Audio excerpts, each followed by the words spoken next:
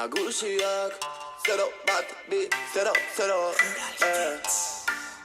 Netzako handia izan da, batetik egolatriarentzako ongi sari bat jasotzea, baina bestetik Agostixao bezalako aktivista bati pasatzea hitza eta lehen lerrora pasaraztea.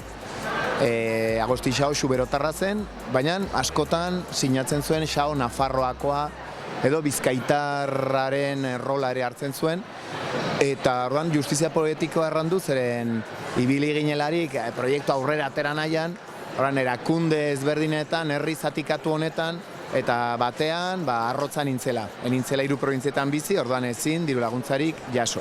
Egun batean, saririk lortuzkero, nik ez dut dudarik sari hori partekatu behar dela.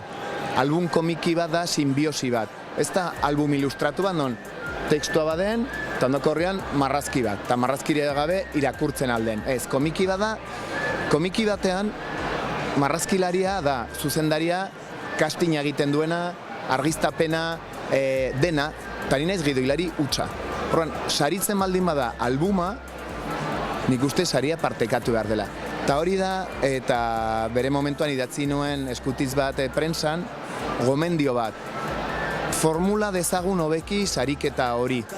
Poltsikotan, espresarik izan, hartu lasaiman, probatuko duzu edo zen momentutan.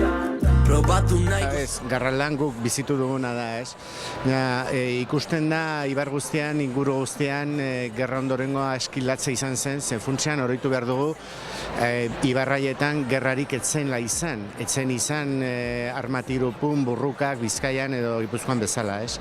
Hori hasteko, eta hala ere, hizkuntzaren transmisioa guztiz eten egin zen, eta halako beldur batekin ezabatu zela memoriatik, baita etxetan euskaldunak genituela.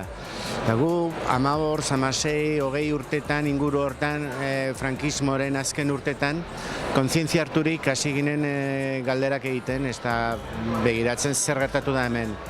Gure gurasoen belanaldiak etzekien euskaraz, baina bai aitatxe matxina, aitona monena, ez? Eta etxetik kanpo ikasi nuen gure amatxik bazekela euskaraz. Harrigarria zen. Orduan, eten hori kudeatzeko zaila izan zitzegon, zen Garralan prezizki gazteak zaletu eta kontzientziatu ginen, hasi ginen euskara ikasten, hasi ginen gauzak egiten, eta pozi ginen deskuritzerakoan belanaldi nagusiena herrian, oraino ere euskalduna zela.